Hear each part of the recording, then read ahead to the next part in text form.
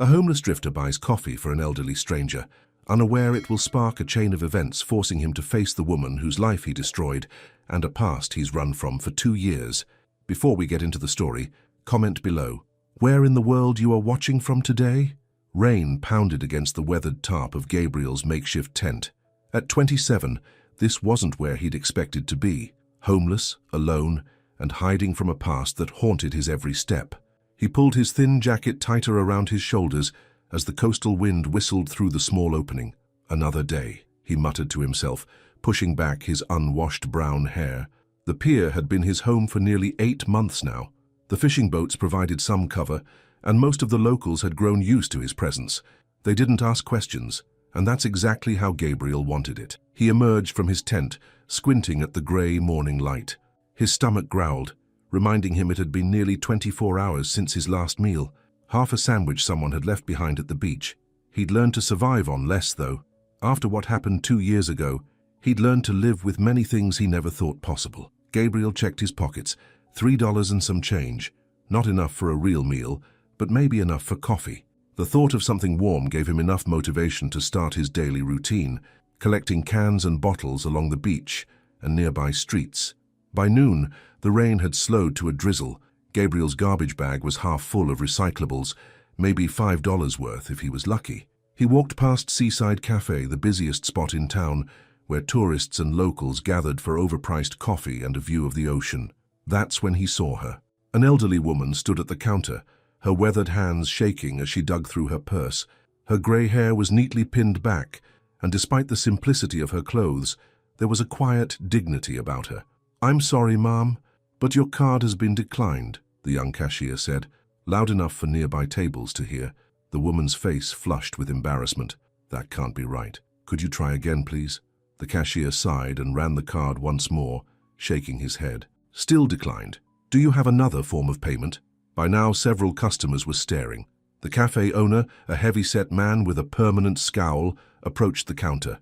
"Is there a problem here, Mrs. Lucia?" His voice wasn't unkind, but there was impatience underneath. "I'm sorry, Frank, my social security check should have cleared by now.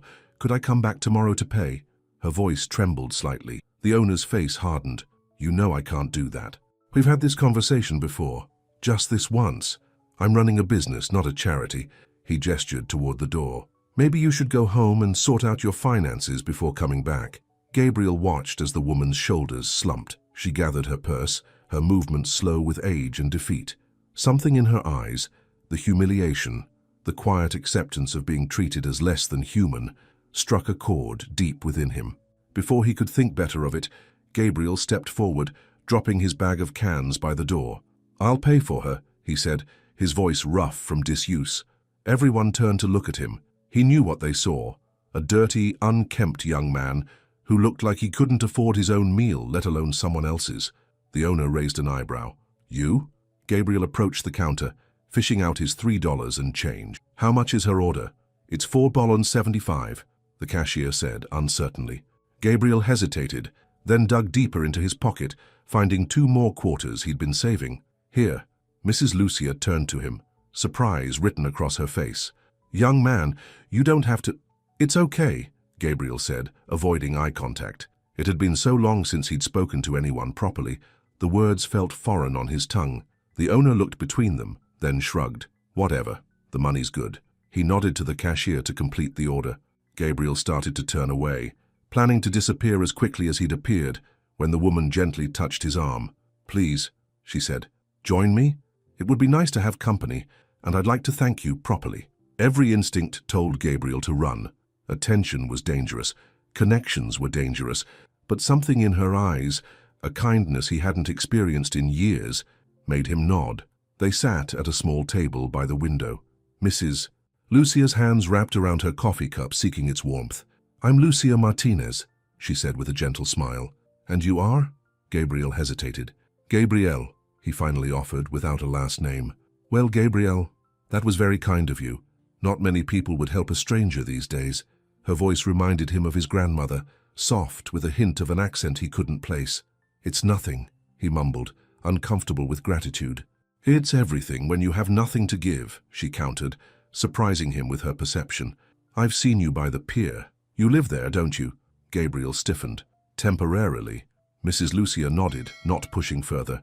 Life takes unexpected turns. 2 years ago I had a house paid off and a modest retirement saved. Then my husband got sick. Cancer. She took a sip of her coffee. The medical bills took everything. Now I live in a tiny apartment and count pennies until my next check. Gabriel found himself listening, really listening, for the first time in months. There was no pity in her story, just simple truth. "I'm sorry," he said, meaning it. "Don't be. Roberto had a good life and I had 42 wonderful years with him." Her eyes crinkled at the corners when she smiled. "What about you? You're too young to be living on a beach." Gabriel looked down at his hands. "Made some mistakes. Bad ones." "We all do," she said simply. They talked for nearly an hour. Gabriel found himself sharing small details about his life before, how he used to work construction, how he loved fishing as a kid, how he could cook a mean spaghetti sauce. He carefully avoided anything about why he ran, why he couldn't go home. But for those brief moments, he felt human again. As they prepared to leave, Mrs. Lucia reached into her purse and pulled out a business card. "I volunteer at the community center on Wednesdays and Fridays. We serve hot meals." She pressed the card into his hand. "No questions asked. Promise me you'll come." Gabriel nodded, though he wasn't sure he would. Routines were dangerous. Being recognized was dangerous. They parted ways outside the cafe, Mrs. Lucia heading toward the bus stop, Gabriel back to the beach to turn in his cans. For the first time in months, he felt a tiny spark of something like hope. That night, as he settled into his tent, Gabriel took out the worn photograph he kept in his jacket pocket, the only possession from his previous life he couldn't bear to part with. A young woman smiled back at him, her eyes bright with love and promise. The edges were creased from being handled so often. "I met someone today who reminded me of your mom," he whispered to the photo. "Same kind eyes." He tucked the picture away along with the community center card and tried to sleep despite the rain that had started again. His dreams, for once, weren't filled with regrets and running. Morning came with the harsh sound of sirens. Gabriel jolted awake, his heart hammering against his ribs. Blue and red lights flashed outside his tent. Fear, his constant companion, surged through his veins. "Gabriel Jones?" a stern voice called out. "Police, come out with your hands where we can see them." Gabriel's mind raced. How did they know his full name? He'd been so careful. He considered making a run for it. The beach stretched for miles in either direction, but he knew it would only make things worse. Slowly he emerged from the tent, hands raised. 2 police officers stood there, hands on their holsters. Behind them, a small crowd of early morning beachgoers and fishermen had gathered, watching the scene unfold. "Gabriel Jones?" one officer repeated. "Yes," Gabriel admitted, his voice barely audible over the crashing waves. The second officer held up a photograph. "We have reason to believe you match the description of a suspect wanted in connection with a robbery in Westfield, about 50 miles north of here." Gabriel's eyes widened. "A robbery? No, that's not me. I've never been to Westfield." "Then you won't mind coming down to the station to clear this up," the first officer said, already reaching for his handcuffs. Panic flooded Gabriel's system. The station meant fingerprints. Fingerprints meant his real identity. His real identity meant... There must be some mistake, he insisted, taking a step back. "Sir, don't make this difficult," the officer warned. Gabriel looked around desperately. The crowd had grown larger. Among the faces he spotted Mrs. Lucia, her expression a mixture of confusion and concern. Their eyes met briefly before Gabriel looked away, shame washing over him. "I didn't rob anyone," he said firmly, even as the officer secured the handcuffs around his wrists. As they led him toward the police car, Gabriel could feel his carefully constructed anonymity crumbling. 2 years of hiding, gone in an instant. The weight of his past pressed down on him, threatening to crush what little hope yesterday had kindled. Just as they reached the cruiser, a voice called out, "Wait!" "Mrs." Lucia pushed through the crowd, moving faster than Gabriel would have thought possible for a woman her age. In her hand she clutched something, a piece of paper that Gabriel immediately recognized with horror. "Officer, please," she said, breathing heavily from the exertion. "I need to speak with you about this young man." The officers paused, exchanging glances. "Ma'am, this is police business," one began. "I know who he is," Mrs. Lucia insisted. She held up the paper, a letter Gabriel had kept with his photograph, one he must have dropped at the cafe. Her eyes met his, filled with questions and something else he couldn't identify. Gabriel's heart sank. The letter contained enough information to connect him to what he'd been running from, not a robbery, but something that had destroyed lives nonetheless.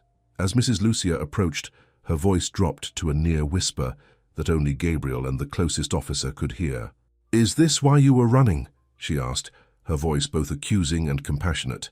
Gabriel couldn't speak, couldn't move. In that moment, with the weight of his past and present colliding, he simply closed his eyes and waited for the final collapse of the fragile world he'd built.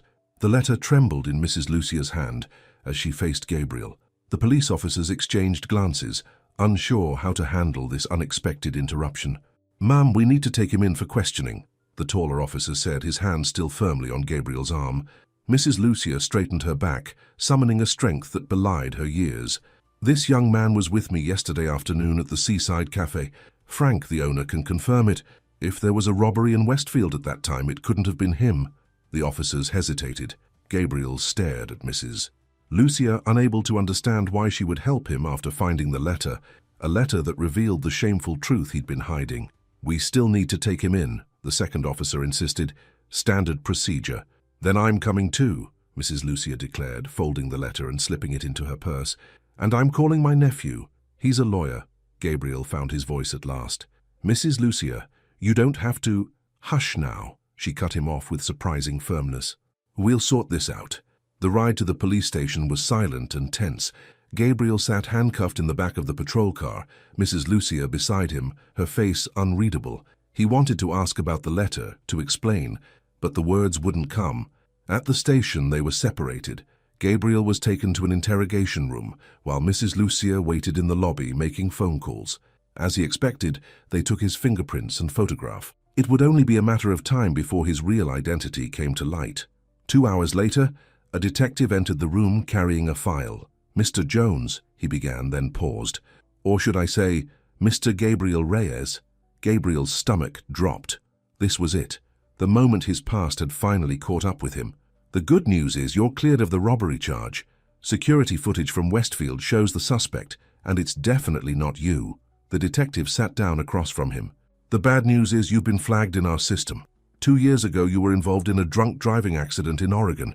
You fled the scene. Ring any bells?" Gabriel stared at his hands, shame washing over him in waves. "Yes," he whispered. "A young woman was seriously injured. Emily Walker, age 24. The detective opened the file, revealing a photograph of a smiling young woman, the same woman from the picture Gabriel carried. "According to the report, you two were engaged." Gabriel closed his eyes, the memory of that night slicing through him like a knife. How is she now?" "Paralyzed from the waist down," the detective said bluntly. "Her family's been looking for you for 2 years. A tear slipped down Gabriel's cheek. He'd been living with this knowledge every day, carrying the weight of what he'd done, but hearing it spoken aloud broke something inside him. "I can't undo what I did," Gabriel said, his voice breaking. "Running was cowardly. I know that, but facing her, seeing what I did to her, I couldn't." The detective studied him for a long moment. "You're being charged with leaving the scene of an accident resulting in serious bodily injury. It's a felony. You'll be extradited to Oregon to face charges." Gabriel nodded, a strange relief washing over him. Running had been its own kind of prison. At least now, the truth was out. "There's someone who wants to speak with you before we process you further," the detective added, standing up. "The elderly lady who came in with you. She's quite persistent." Minutes later, Mrs. Lucia entered the room, her face lined with concern. The detective gave them some privacy, but remained visible through the glass window. "You read the letter," Gabriel said, unable to meet her eyes. "Yes." Mrs. Lucia sat down across from him. "A letter from Emily's mother, telling you that Emily was asking for you, that she wanted to see you." Gabriel's head snapped up. "What? No, that's impossible. After what I did." "The letter was dated 6 months ago," Mrs. Lucia continued. "She forgives you, Gabriel." Gabriel shook his head in disbelief. "You don't understand. I was drunk. We'd been arguing about the wedding, about moving to Portland for my new job. I insisted on driving. Emily tried to take the keys, but I was stubborn. The crash," his voice broke. "I walked away without a scratch. She lost the use of her legs. How could she forgive that?" Mrs. Lucia reached across the table and took his hands in hers. "Forgiveness isn't about whether you deserve it. It's about the person who chooses to give it." "I ran," Gabriel confessed, the words pouring out now. I visited her in the hospital once, saw what I'd done, and I couldn't face it. I left everything behind, my job, my apartment, my future. I've been moving from town to town ever since, working odd jobs for cash, staying nowhere long enough to be found, and punishing yourself every day, Mrs. Lucia observed quietly. Gabriel couldn't deny it. The lonely existence he'd carved out was a form of self-imposed penance, though he knew it was nothing compared to what Emily faced every day. My nephew is working on your case, Mrs. Lucia said, changing the subject. He thinks he can arrange for you to be released into my custody until the extradition paperwork goes through. It could take a week or two. Gabriel stared at her in shock. Why would you do that for me? You barely know me. Mrs. Lucia's eyes softened. When Roberto was dying, he made me promise not to shut myself away from life. For months after he passed, I broke that promise. I was just going through the motions. Then yesterday, a homeless young man bought me coffee when I couldn't afford it. She smiled gently. Kindness opens doors, Gabriel, sometimes to places we didn't even know were closed. 3 days later, Gabriel found himself in Mrs. Lucia's small apartment. Her nephew, Miguel, had worked some legal magic to secure his temporary release, with strict conditions: no leaving town, daily check-ins with the local police, and an ankle monitor to ensure compliance. The apartment was modest, just one bedroom, a tiny kitchen, and a living room with faded furniture. But to Gabriel, who had been sleeping on the beach for months, it felt like luxury. You'll sleep on the pull-out couch, Mrs. Lucia explained, showing him how it worked. Bathroom's down the hall. It's not much, but it's clean. It's more than I deserve, Gabriel said honestly. Mrs. Lucia fixed him with a stern look. That kind of talk stops now. Yes, you made a terrible mistake. Yes, you must face the consequences, but beating yourself up helps no one. Not you, not Emily. Over the next few days, a routine developed. Mrs. Lucia would make breakfast, then Gabriel would accompany her to the community center where she volunteered. He started helping out in the kitchen, preparing meals for the homeless, people he had, until recently, counted among his peers. Word spread quickly about the homeless man staying with old Mrs. Lucia, and not all the gossip was kind. Some neighbors crossed the street to avoid them. Others called Miguel, warning him that his aunt had lost her mind, taking in a criminal. A week after Gabriel moved in, they were preparing dinner when someone knocked on the door. Mrs. Lucia answered it to find Deborah Wilson, the head of the neighborhood watch and self-appointed moral guardian of the community. "Lucia, we need to talk," Deborah announced, inviting herself in. She stopped short when she saw Gabriel in the kitchen, chopping vegetables. "Privately," she added pointedly. "Anything you have to say can be said in front of Gabriel," Mrs. Lucia replied calmly. Deborah's lips thinned. "Fine. The neighborhood association is concerned. Taking in a person like him, it raises safety issues. We've heard about his past." "Have you now?" Mrs. Lucia's voice cooled several degrees. "And what exactly do you know about his past, Deborah?" "He's a criminal. He nearly killed someone." Gabriel flinched as if struck. Mrs. Lucia noticed but kept her attention on Deborah. "He made a terrible mistake that he's paying for every day," Mrs. Lucia corrected. "And he'll face legal consequences, but until then he's my guest." "You're putting yourself in danger," Deborah insisted. "A man like that—" "A man like what?" Mrs. Lucia interrupted. "A man who spent his last $3 to buy coffee for an old woman he didn't know. A man who hasn't had a proper home in 2 years, but still finds it in himself to help others."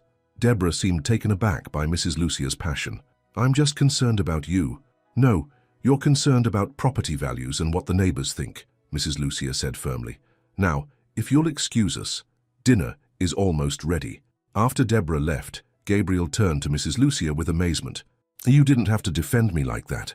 "Yes, I did," she replied simply. "Now finish those carrots before they go bad." That night, after dinner, they sat in the small living room, the TV playing softly in the background.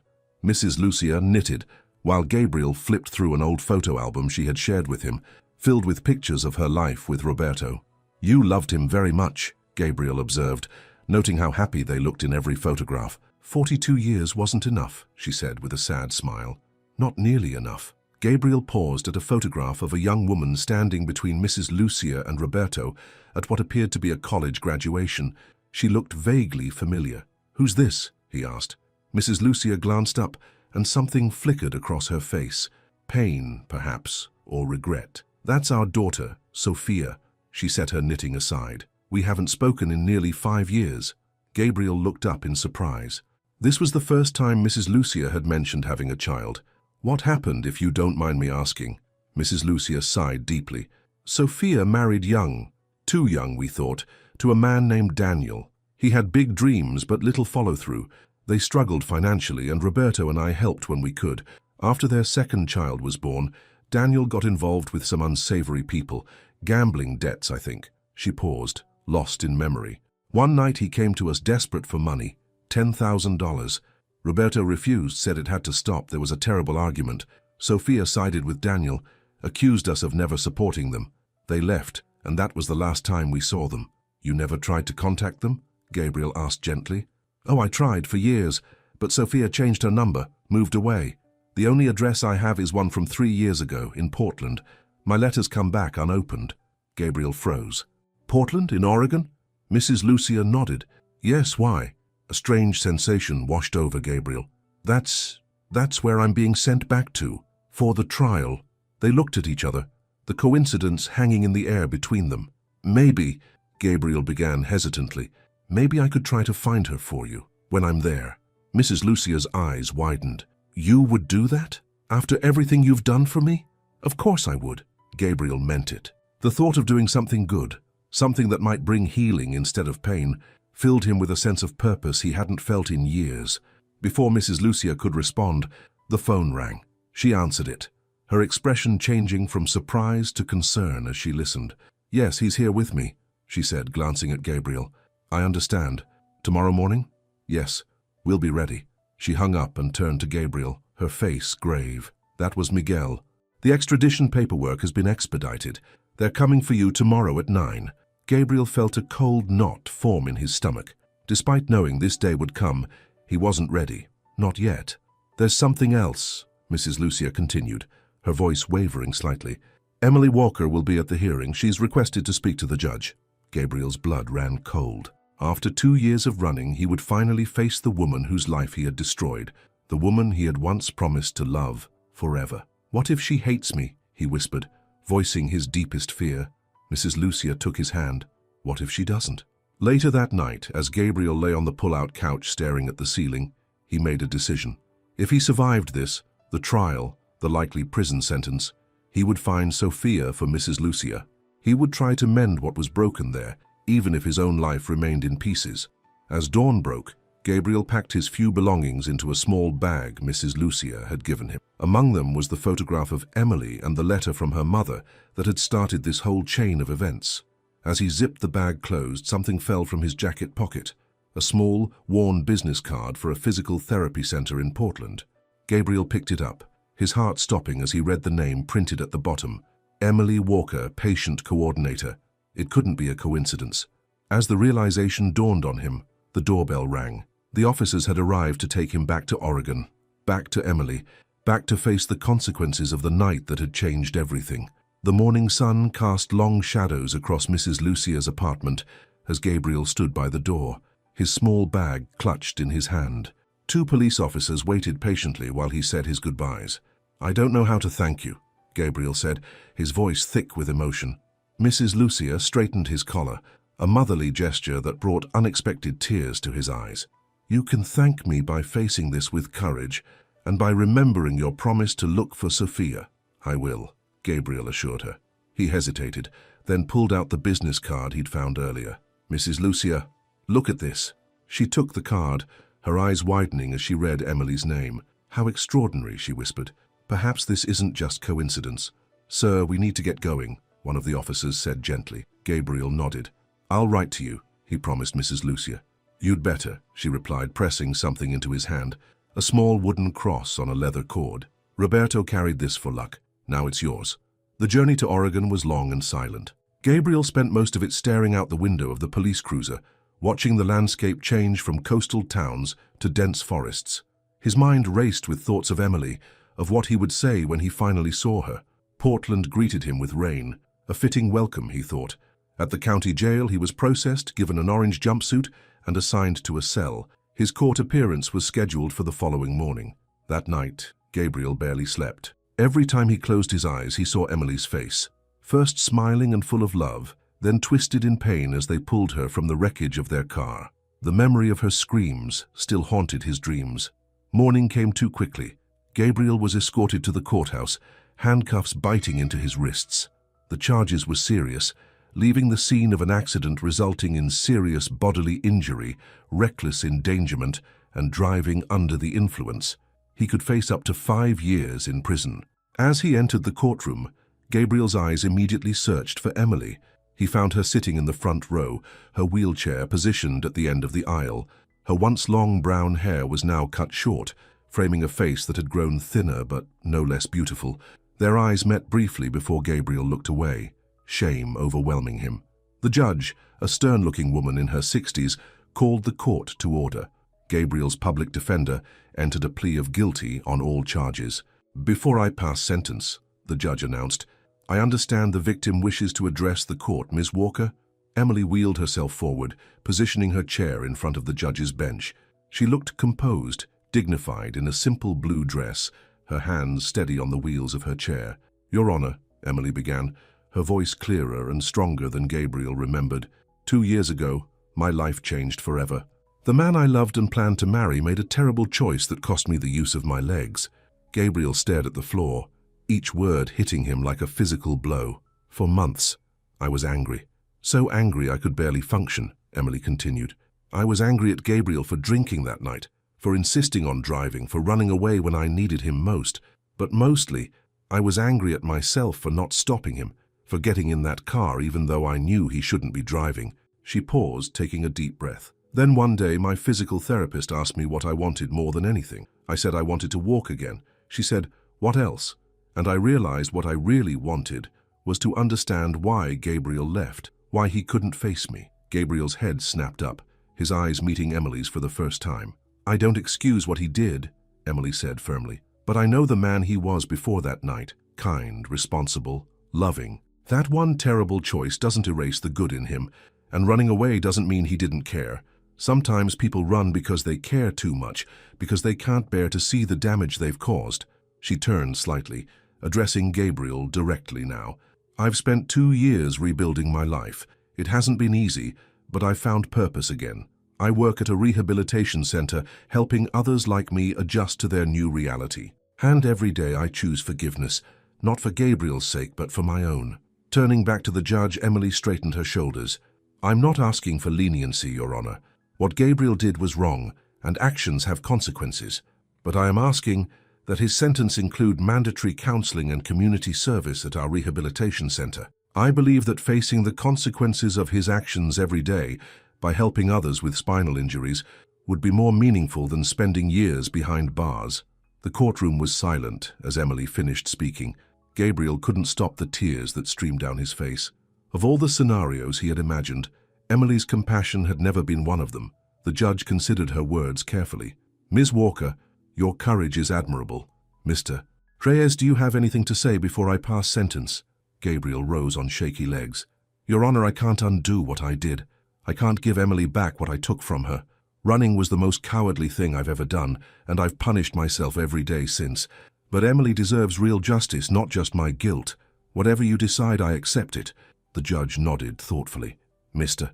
Reyes, based on your guilty plea and the unusual circumstances of this case, I sentence you to 18 months in county jail with the possibility of parole after 6 months. Following your release, you will serve 3 years of probation, including 500 hours of community service at the Portland Rehabilitation Center, as Ms. Walker suggested. Additionally, you will attend both alcohol counseling and victim impact awareness programs." Relief washed over Gabriel. The sentence was fair, merciful even, and the thought of working at Emily's rehabilitation center gave him a chance to make at least some small amends. As the officers prepared to lead him away, Emily wheeled closer. "Can I have a moment with him?" she asked. The judge nodded and the officers stepped back, giving them a small measure of privacy. "Why did you run, Gabriel?" Emily asked quietly, the question she'd been holding for 2 years. Gabriel knelt beside her wheelchair, bringing them eye to eye. "Because I couldn't face what I'd done to you. Because every time I looked at you in that hospital bed, I remembered it was my fault. Because I loved you too much to watch you suffer because of me." "That wasn't your choice to make," Emily said, a flash of the old anger surfacing. "I needed you there. I know that now," Gabriel admitted. I'm so sorry, Emily. Not just for the accident, but for leaving when you needed me most. Emily's expression softened. Your mother gave me your location 6 months ago. A private investigator found you in Northern California, but you left before the letter could reach you. Gabriel remembered the letter he'd carried for so long, the one Mrs. Lucia had found. I got it eventually, through a kind woman who took me in when everyone else saw only a homeless criminal. Tell me about her, Emily said, surprising him. So Gabriel told her about Mrs. Lucia, her kindness, her loss, her estrangement from her daughter Sophia. Emily listened intently, her expression changing when he mentioned Portland. Sophia Martinez, she asked suddenly. Married to Daniel Martinez? With 2 children? Gabriel stared at her in shock. You know them. Sophia works at the rehabilitation center with me, Emily explained, her eyes wide with disbelief. She's a receptionist. Her husband left her about a year ago, and she's been raising the kids alone. She never mentioned her parents, though. The coincidence was too great to ignore. Gabriel felt a shiver run down his spine. Mrs. Lucia said they haven't spoken in 5 years. She's been trying to find Sophia, but all her letters came back unopened. This can't be random, Emily murmured. Sophia has your mother's cross, just like that one. She pointed to the wooden cross hanging around Gabriel's neck. Gabriel touched it reverently. Mrs. Lucia gave it to me this morning. It belonged to her husband, Roberto. Sophia keeps it on her desk, Emily said. She told me once it was the only thing she had from her father. An officer approached. Time's up. Gabriel stood reluctantly. Emily, would you do something for me? Would you tell Sophia about Mrs. Lucia? Tell her that her mother still loves her, still wants to find her. Emily nodded. I will. And Gabriel, I'll be there. When you start your community service, I'll be there. As Gabriel was led away, he felt something he hadn't experienced in 2 years. Hope, not just for himself, but for Mrs. Lucia and Sophia, for the possibility of healing broken bonds. 6 months passed slowly within the confines of the county jail. Gabriel attended every program offered, worked in the kitchen and wrote letters to Emily, who visited twice a month, and to Mrs. Lucia, sharing every detail of his conversations with Emily about Sophia. Mrs. Lucia's responses were filled with a cautious optimism. Sophia had not yet reached out, but knowing her mother was looking for her had stirred something. According to Emily, Sophia had asked questions, wanted to know if her father had truly forgiven her before he died. On the day of Gabriel's parole hearing, both Emily and Mrs. Lucia were present. Gabriel barely recognized Mrs. Lucia at first. She looked years younger, her hair freshly styled, wearing a new blue dress that brightened her eyes. How you came all this way? Gabriel said in amazement when he saw her. Did you think I wouldn't? Mrs. Lucia responded with a smile. Besides, I had another reason to come to Portland. The parole board granted Gabriel's release, impressed by his perfect behavior record and the unusual support system he had in place. His probation officer arranged for him to stay in a halfway house near the rehabilitation center, where he would begin his community service the following week. As they left the courthouse, Mrs. Lucia turned to Emily. Thank you for what you've done for Gabriel and for telling Sophia about me. Emily smiled warmly. She wants to see you, you know. She's just afraid. 5 years is a long time to be apart, Mrs. Lucia acknowledged, but not too long to start again. Gabriel watched the 2 women talking, marveling at how intertwined their lives had become. Where are you staying, Mrs. Lucia? A small hotel downtown, she replied, just for a few days. I hoped Sophia might be ready to meet. Emily hesitated. Actually, I have a suggestion. Why don't you both come to my place for dinner tonight? I have a ground floor apartment, accessible for my wheelchair and with plenty of space. Gabriel, your probation officer already approved it. I checked. That evening, Gabriel helped Emily prepare dinner in her modern, wheelchair-accessible kitchen. Everything was positioned for easy reach from her chair, and she moved with a practiced efficiency that impressed him. You've built a good life, Gabriel observed, chopping vegetables while Emily seasoned the chicken. It wasn't easy, she admitted. There were days I didn't want to get out of bed, but eventually I realized I had 2 choices. Let the accident define me or define myself. The doorbell rang, and Gabriel felt his stomach clench with nerves. Mrs. Lucia had arrived. Emily wheeled to the door and opened it, revealing Mrs. Lucia standing nervously on the doorstep, clutching a bouquet of flowers. Come in, Emily welcomed her warmly. Dinner's almost ready. As Mrs. Lucia entered, her eyes met Gabriel's, and they shared a moment of understanding. This evening was important, perhaps the beginning of something new for all of them. They had just sat down to eat when the doorbell rang again. Emily and Gabriel exchanged a glance. "Are you expecting someone else?" Gabriel asked. Emily's expression was unreadable. "Maybe." She wheeled to the door and opened it. From where he sat, Gabriel couldn't see who was there, but he heard Emily's gentle voice. "I'm so glad you came. Come in, she's here." Mrs. Lucia's fork clattered against her plate as a woman stepped into view, mid-30s, with the same warm brown eyes as Mrs. Lucia, holding the hands of two children, a boy around 10 and a girl who looked about 8. "Mama?" the woman whispered, her voice breaking. Mrs. Lucia rose slowly from her chair, a hand pressed to her mouth. "Sophia? Mihija?" For a heartbeat, no one moved. Then Sophia released her children's hands and rushed forward, falling into her mother's outstretched arms. They clung to each other, both weeping openly. "I'm sorry, Mama," Sophia sobbed. "I'm so sorry." "Shh, mi amor," Mrs. Lucia soothed, stroking her daughter's hair. "I'm here now. We're here." Gabriel felt his own eyes growing wet as he watched the reunion. Emily moved her wheelchair beside him and took his hand. "How did you arrange this?" he whispered. "I didn't tell either of them the other would be here," Emily confessed. "I just told Sophia I was having a dinner party and wanted her to meet someone special. I was afraid if she knew her mother would be here, she might not come." The children watched their mother and grandmother with wide eyes until Mrs. Lucia beckoned them forward. "Come, let me see my grandchildren." As the family reconnected, Gabriel felt both part of the moment and separate from it, a witness to healing he had somehow helped facilitate, yet aware of how much healing he still needed himself. Later, as they all sat around Emily's table sharing a meal and tentative conversation, Sophia turned to Gabriel. "Emily told me what you did, how you helped my mother, even stayed with her." "Thank you." Gabriel shook his head. "Your mother helped me far more than I helped her. She showed me kindness when no one else would."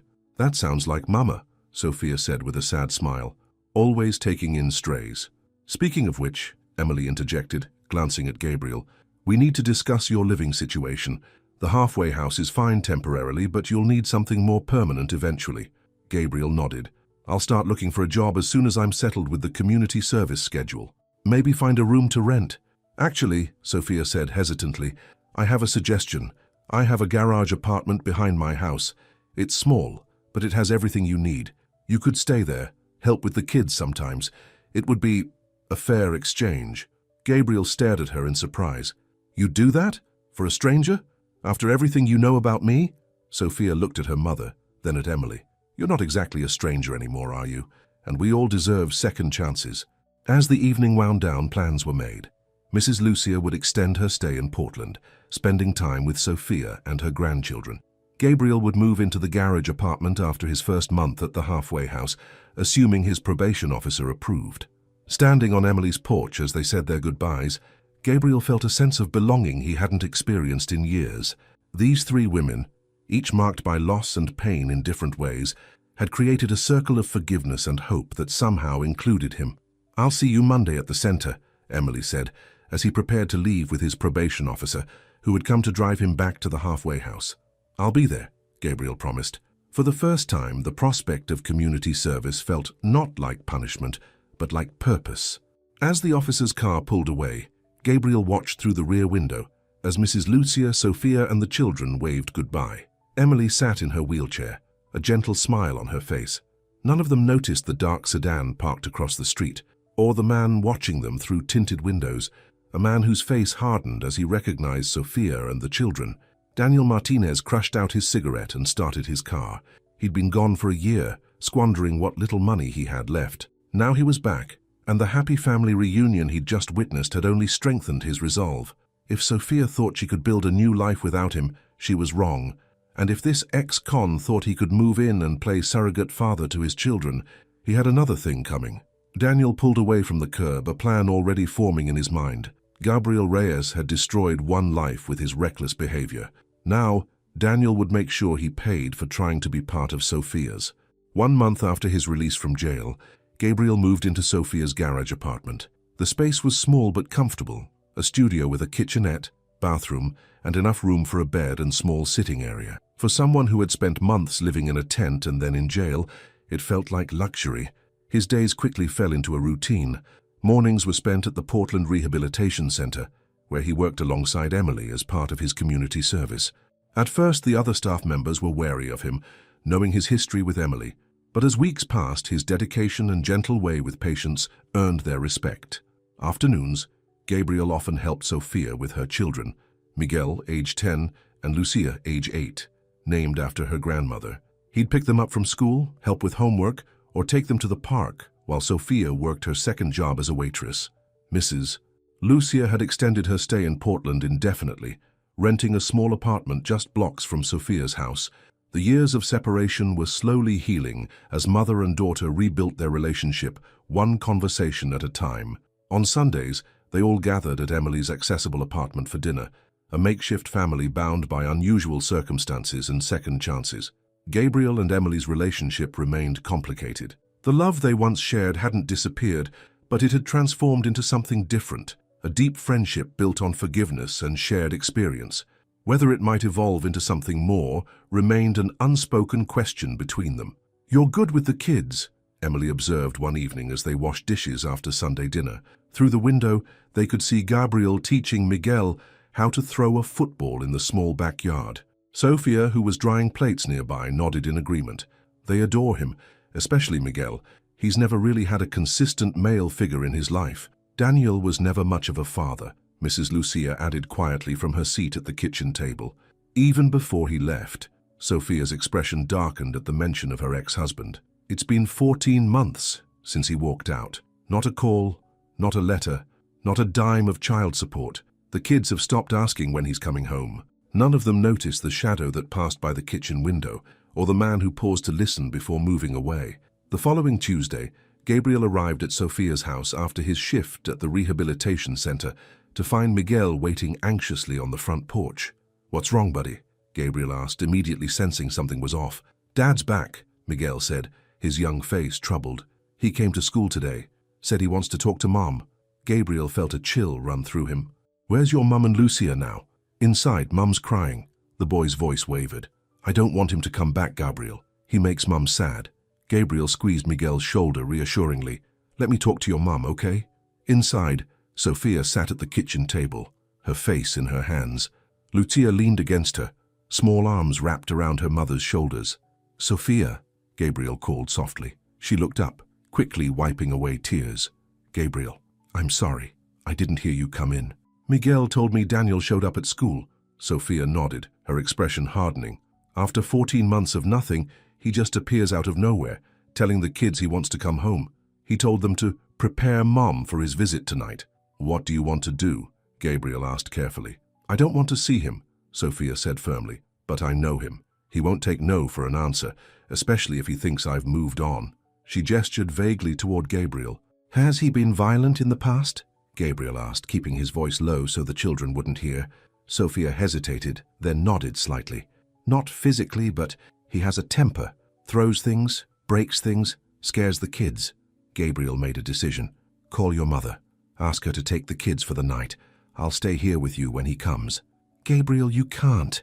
You're probation." "I won't do anything stupid," he promised. "But I'm not leaving you to face him alone." That evening, after Mrs. Lucia had picked up the children, Gabriel and Sophia waited in tense silence. At precisely 8 o'clock, a car door slammed outside, followed by heavy footsteps on the porch and an aggressive knock. Sophia took a deep breath and opened the door. Daniel Martinez stood there, a smile that didn't reach his eyes plastered on his face. He was tall and broad-shouldered, with dark hair and the kind of good looks that had probably charmed Sophia years ago. Now there was a hardness to his features, a sharpness in his eyes that set Gabriel on edge. "Sophia, mi amor," Daniel began, then stopped when he spotted Gabriel standing in the living room. "Who the hell is this?" "A friend," Sophia replied coolly. "What do you want, Daniel?" Daniel pushed past her into the house. "A friend? Is that what you're calling him?" He looked Gabriel up and down. "I hear you're living in my garage, convict." Gabriel kept his expression neutral. "Sophia, do you want me to go?" "No," she said firmly. "Whatever Daniel has to say, he can say it with you here." Daniel's face darkened. "Always so dramatic, Sophia. I just came to talk about our family, about coming home." "There is no our family anymore," Sophia replied. "You left us, remember? No goodbye, no support, nothing for 14 months. I had some trouble, needed to sort things out," Daniel said dismissively. "But I'm back now. The kids need their father. The kids are doing just fine, Sophia countered. Better than when you were here, actually. Daniel's casual demeanor slipped, revealing the anger beneath. Because of him. He jabbed a finger toward Gabriel.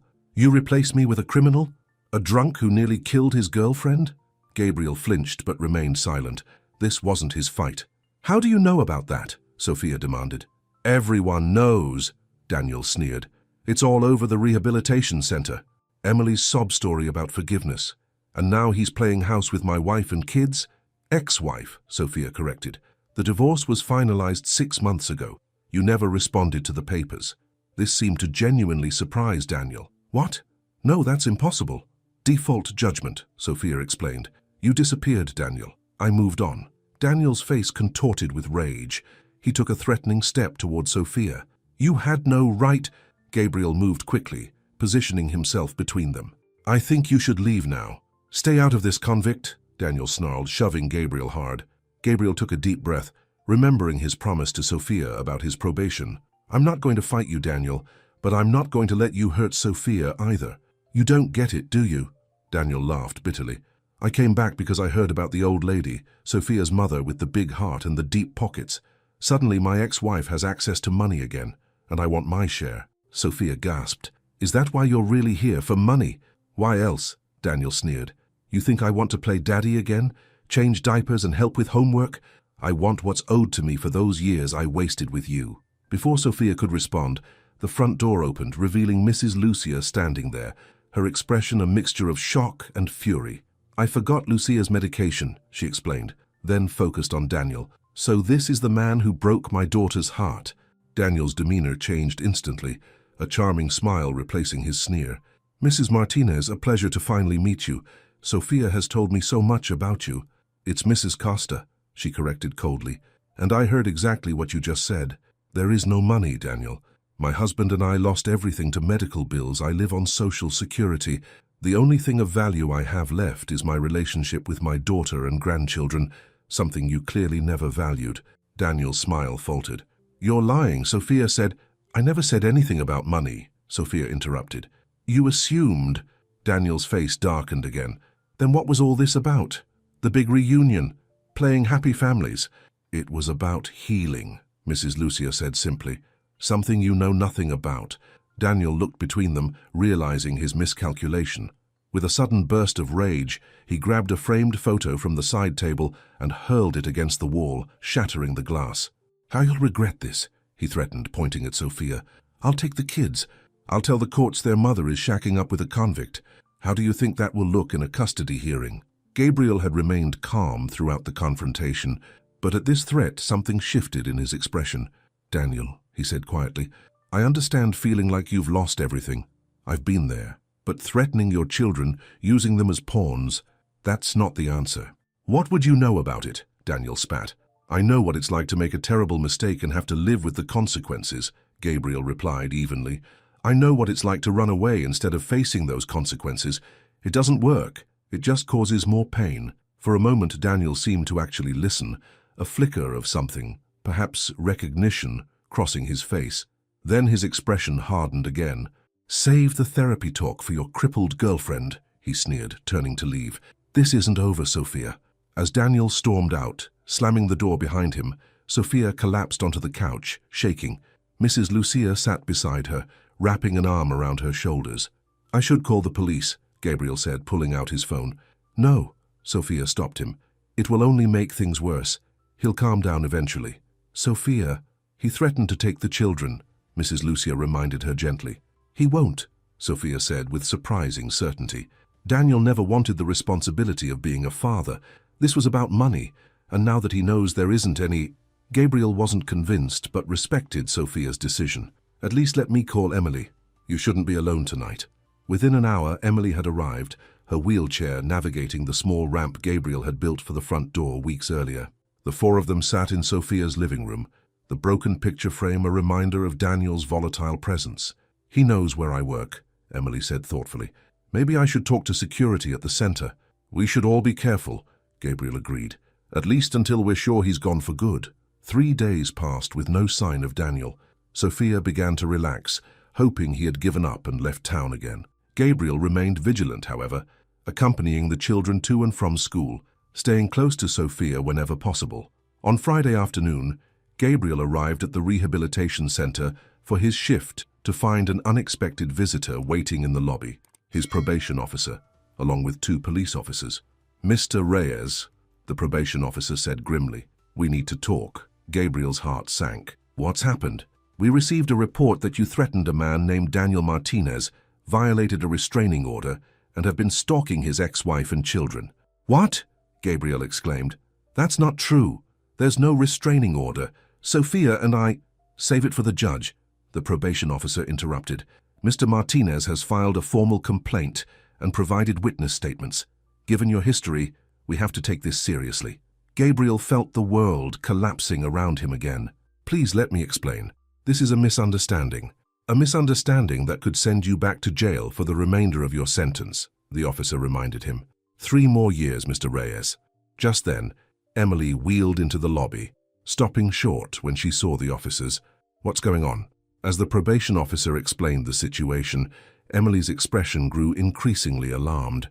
"This is ridiculous. Gabriel has been nothing but supportive of Sophia and her children. Daniel is the one who threatened them." "Do you have proof of that, Ms. Walker?" one of the police officers asked. Emily hesitated. "Not exactly, but then there's nothing we can do," the officer concluded. "Mr. Reyes, we're not arresting you yet, but consider yourself on notice. Stay away from the Martinez family until this is sorted out." After they left, Gabriel sank into a chair, his head in his hands. "He's smarter than I thought. He's using my record against me." "We need to find Sophia," Emily said urgently. "If Daniel's made these accusations, who knows what else he's planning?" They tried calling Sophia repeatedly, but she didn't answer. Gabriel's growing panic was interrupted by his phone ringing, Mrs. Lucia's number. "Gabriel," she said, her voice tight with fear. "Daniel came to the house. He took the children." Gabriel and Emily rushed to Sophia's house to find her pacing frantically, Mrs. Lucia trying to calm her. "He said it was his weekend," Sophia explained, her voice breaking, "that as their father he had rights. When I tried to stop him, he showed me papers, custody papers with my signature on them." "Your signature?" Mrs. Lucia asked. "Forged," Sophia said firmly. But the children were scared. They went with him to avoid a scene. Gabriel felt torn. He wanted to help find the children, but the warning from his probation officer was clear. Stay away or risk returning to jail. "We need to call the police," Emily insisted. "And tell them what?" Sophia asked desperately. "That their father took them? He has fake papers that make it look legal. By the time we prove they're forged, he could be anywhere." Gabriel made a decision. "Emily, take Sophia to the police station. Explain everything, Daniel's threats, the forged papers, everything. Mrs. Lucia, do you know where Daniel might take the children?" The older woman thought for a moment. "When Sophia first married him, they lived in a cabin by Mount Hood. Daniel's family owned it. He always talked about going back there someday." Gabriel nodded. "Text me the address. I'll go there, see if I can find them." "Gabriel, your probation—" Emily began. "Some things are more important," he said simply. As the women left for the police station, Gabriel borrowed Sophia's car and headed toward Mount Hood. The drive took nearly 2 hours, the winding forest roads growing darker as night fell. Following Mrs. Lucia's directions, he eventually found the remote cabin, a small, weathered structure with a truck parked outside that he recognized as Daniel's. Light glowed from the windows, and as Gabriel approached cautiously, he could hear raised voices inside, Daniel's angry tone and the sound of children crying. Gabriel hesitated at the door, weighing his options. Confronting Daniel directly could make things worse, but the children's frightened cries spurred him to action. He knocked firmly. The door swung open, revealing Daniel's surprised face. "You? How did you find us?" "I need to speak with you," Gabriel said calmly. "The police are looking for the children, Daniel. This isn't going to end well." Daniel glanced over his shoulder at Miguel and Lucia, who sat huddled together on a worn couch. "Kids, go to the bedroom, now." Once the children had left, Daniel turned back to Gabriel. "You've got some nerve coming here, especially with those charges hanging over your head." "I don't care about the charges," Gabriel replied. "I care about those kids." "They're my kids," Daniel snapped. "Then act like their father," Gabriel challenged. "Is this what a good father does? Terrifies his children? Drags them to a remote cabin? Makes them pawns in a game against their mother?" Something flickered in Daniel's eyes.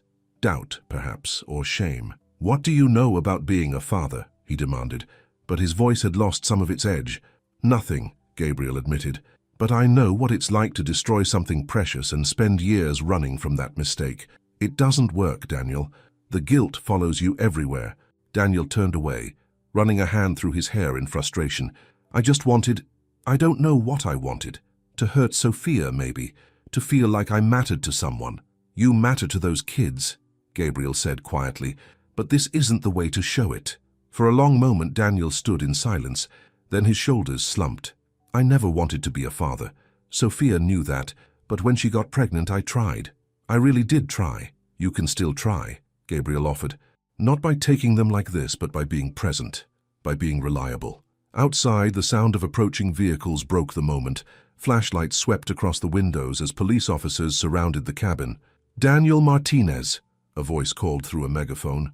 "This is the police. Come out with your hands up and bring the children with you." Daniel's face hardened again. "You called them." "No," Gabriel said honestly, "but Sophia would have. She's their mother." Daniel seemed to deflate, the fight going out of him. "What happens now?" "You go out there and surrender peacefully," Gabriel advised. "You show your children that you can do the right thing, even when it's hard." After a tense moment, Daniel nodded. He called the children from the bedroom, knelt down to their level and spoke softly to them. Though Gabriel couldn't hear the words, he saw Miguel's stiff posture gradually relax, saw Lucia tentatively take her father's hand. Together they walked out the front door, Daniel with his hands raised in surrender, the children close to his sides. Gabriel followed more slowly, knowing what awaited him outside. His probation officer, likely an arrest for violating the conditions of his release. But as he stepped onto the porch, he saw Sophia rushing forward to embrace her children, and he knew it had been worth it. The aftermath unfolded quickly. Daniel was arrested for custodial interference and forgery. The children, after being checked by paramedics, were released back to Sophia's care, and Gabriel, to his surprise, was not immediately arrested. "Mr. Martinez confessed everything," his probation officer explained. "Admitted the accusations against you were false. Given the circumstances, we're not filing violation charges this time." 2 weeks later, life had begun to settle into a new pattern.